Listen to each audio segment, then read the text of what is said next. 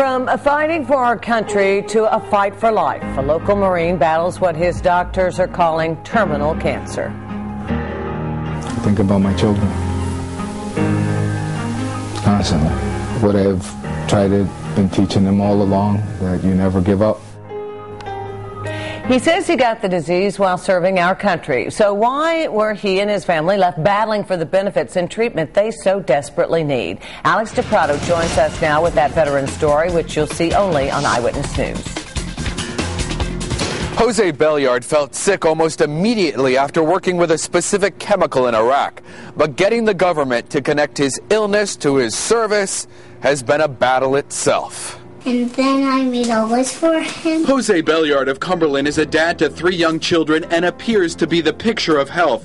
But this 37-year-old Gulf War veteran is in the fight of his life with a rare terminal cancer. My life expectancy at this point is 60 months, 24 months or so. I'm hoping to outlast that. It's a disease he believes is a result of his service to our country. When President Bush Sr. gave the order to attack Iraq, we were activated. We were told that we were going to be going to the Gulf.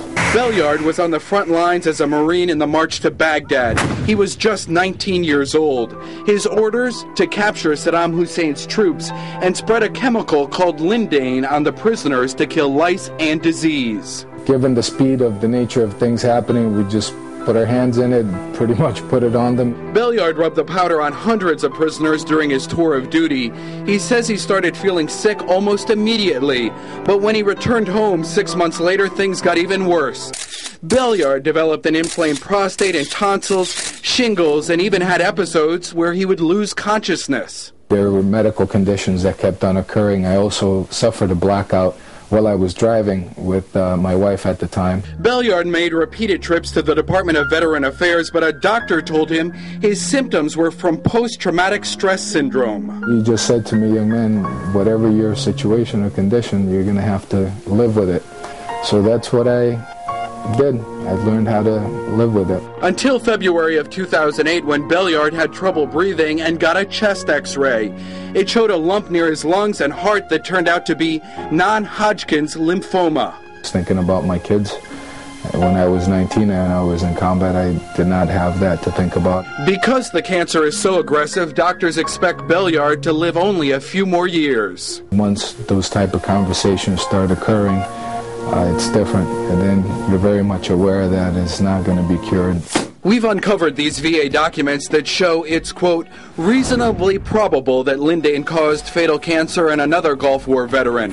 Nevertheless, the VA on several occasions denied that the chemical made Belliard sick and said his cancer was not service-related. So by you spreading this stuff on these prisoners, how confident are you that this is why your condition is right now?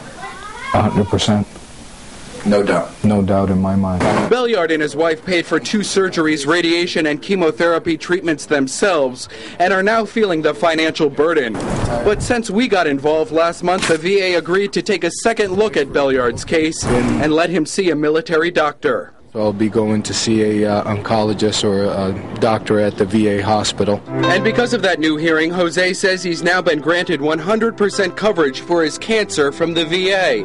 That means after years of fighting, he knows his kids will have insurance and an education when he's no longer here. That's the reason why I've taken it so strongly to do everything that I have, because I want to do this while I'm still alive. The VA says Belliard's case is a complicated one because his cancer is so rare.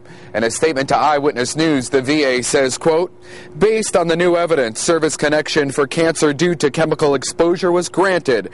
This was a full grant of the requested benefits. The decision also means Belliard will get more than $50,000 in back payments for his medical treatments.